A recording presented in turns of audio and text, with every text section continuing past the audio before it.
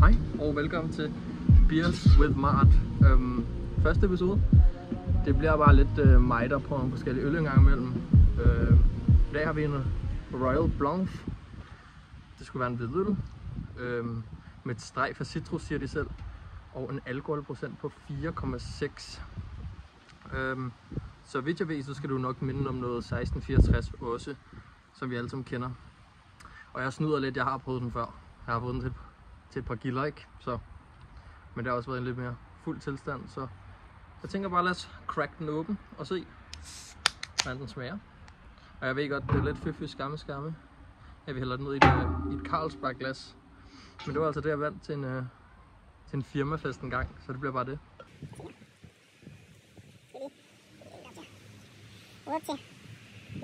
Der er vi den altså.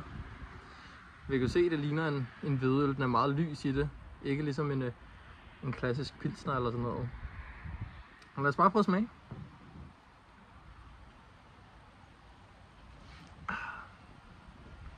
Ej, den er lækker. Jeg kan helt klart bedre lide sådan en her end en klassisk pilsner, sådan en klassisk Tuborg eller Carlsberg. Den smager lidt mere sommerligt, men det er måske også meget fint. Vi er jo ved sommerens slutning, så man skal jo nyde det, mens man har det. Det er også fredag, så man skal have det godt. Ja, jeg tager lige en til tår, før jeg giver den en vurdering.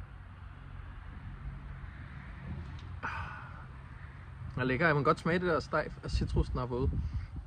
Jeg ved ikke så meget om Royal faktisk, for at være ærlig. Planen var til at starte med, at jeg skulle prøve noget fra det mærke, der hedder 2 øl. Den hedder Snublejuice. Men jeg kunne simpelthen ikke lade være. Jeg drak den til aftensmad her den anden dag. Så det må blive, hvad jeg havde i køleskabet. Og det var bare det her. Men hvad kan vi... det skal være det. Jeg skal lige give en vurdering først. Hvis vi har en grøn Tuborg, som bundniveauet, eller som standarden, så vil jeg sige, at den ligger over. Jeg er også helt klart en grøn mand over en Classic. Det er måske en god ting at vide. Hvis vi har standardniveauet, som er en grøn Tuborg, som ligger på en 7,5 stykker, tror jeg vil sige, så tror jeg faktisk, at den er helt oppe at ringe på en 9'er. Men det kan godt være, at jeg kommer tilbage og reviser den, når jeg engang har prøvet lidt flere øl. Ja. Nå, skal vi tage en til tår her. Rigtig flot og god. God mængde brus. Var fint skummet til at starte med.